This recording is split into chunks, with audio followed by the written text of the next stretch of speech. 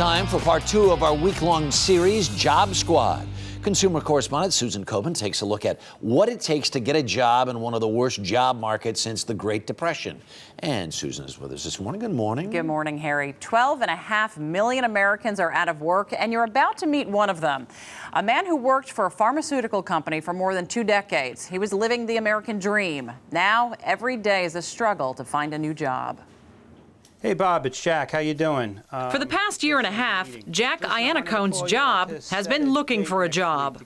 I'm not a unique person in a unique position, but I want to change that. How about Tuesday? The last time Jack passed out his resume, Mr. President, Ronald Reagan was president. She's got Betty Davis eyes. Betty Davis Eyes was Song of the Year, and Jack's wife Jen was about to give birth to their oldest son.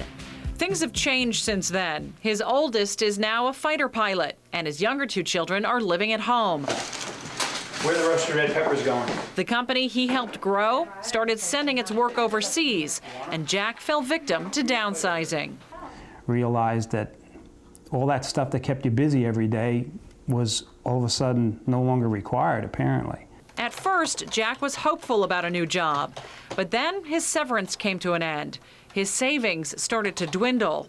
His wife Jennifer is now working 2 jobs, and they fear having to sell their home.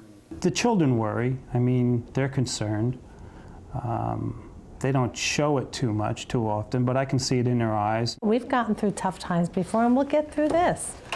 To help him on his mission, we sent in the Job Squad, 3 professionals to help Jack get back on track. Lisa Panarello, a career coach. We need to step that up. Nick Nicolette, What are our current assets and resources? a financial planner. And Lisa Johnson, an image consultant. First task, revamp that resume. Lisa updated Jack's resume by maximizing his experience with bullet points right at the top. So we will take much of his experience for the past 10 to 15 years, and then anything beyond that, you create a whole new section and call it previous experience. And in the age of internet searches and job-seeking websites, Lisa added keywords to the bottom of Jack's resume. Today, if you don't have X% of the words they're looking for, your resume could easily get kicked out, not even looked at.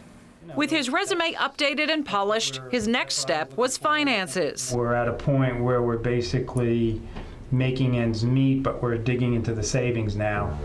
It was time for Job Squad financial planner Nick Nicolette to step in and give Jack and Jen a new financial outlook. As we talked about, the idea of a financial plan is the goal for you to be able to take care of your family. Nick got to work crunching the numbers.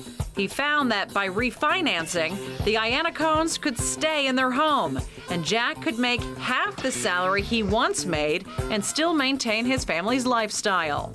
That's very helpful. With a positive financial outlook, there was one last Job Squad member for Jack to meet, Lisa Johnson, image consultant. You want to look young, you want to look fresh, you want to look hip. For Jack, that meant trying on different looks and getting something new, a brand new interview suit from Zappos.com. That is corporate chic. And giving up something old, his mustache. With his updated look, Jack needed to update his presence online. It's a really great way for people to find you. Jack started a blog where he could write about himself. What you want to do is use a lot of words in there that pertain to your industry, so that if a job recruiter is going through and looking for someone in your industry, they'll type in certain keywords and it'll take them to your blog. With Jack's 3-month-long Job Squad training mission complete, he is now rewired to get rehired.